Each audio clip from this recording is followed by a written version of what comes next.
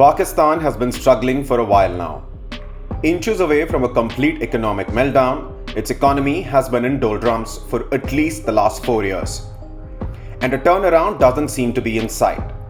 A cash-starved Pakistan needs to be rescued, but the world to a large extent has remained indifferent. Even those that Pakistan called friends like China haven't been of much help so far. But after the delay in release of a $6.5 billion loan by International Monetary Fund, China and Iran have come forward to help the crisis-hit country. According to news agency Reuters, Pakistan is all set to receive a $700 million loan from China to help it shore its foreign exchange reserves, which are at a 10-year low. The state-owned China Development Bank will extend the credit facility to Pakistan that will boost Pakistan's forex reserves by 20%. This credit facility by China, which is Pakistan's biggest lender with its commercial banks holding about 30% of Pakistan's total external debt, is a big boost for Pakistan, which is struggling to convince IMF to release a tranche of $6.5 billion in loan, despite passing a mini budget earlier to meet IMF's conditions for releasing the loan.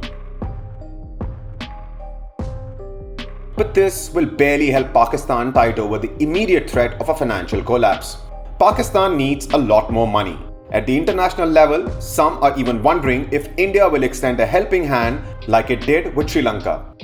India's Foreign Minister S. Jaishankar on Thursday responded to the specific query, saying no country can come out of its problems and emerge prosperous if its basic industry is terrorism, and that India will have to take into account sentiment of its people who might not feel charitable towards their Western neighbor.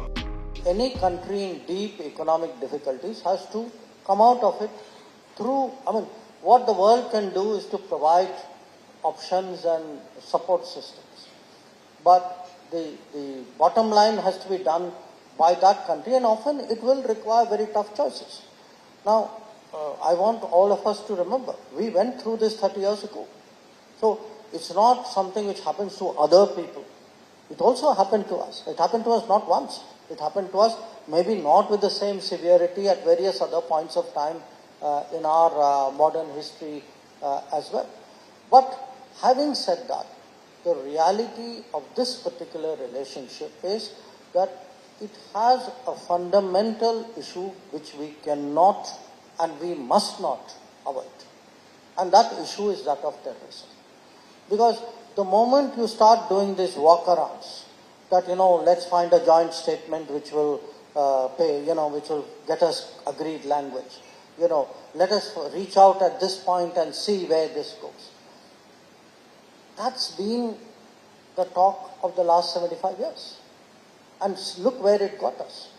So I think we need clarity that, and we mustn't be in denial of what are very fundamental problems in that relationship.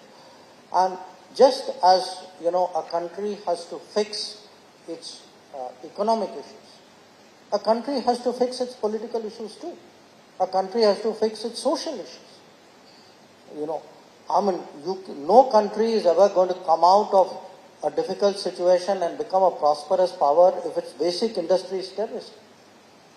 So among the changes which need to be made are also changes pertaining to all of that. As of now, India seems unlikely to come to Pakistan's aid, but its neighbor to the northwest, Iran, has decided to promote trade with Pakistan amid the crisis. Iranian Consul General Hassan Nouran, as quoted by PK Revenue, said that Iran has established 6 border markets to promote trade with Pakistan. In the last 10 months, the volume of bilateral trade between Iran and Pakistan reached $2 billion. Adding further, he said that the target has been set at $5 billion. However, trade between Iran and Pakistan has been affected adversely because of an absence of proper banking channels.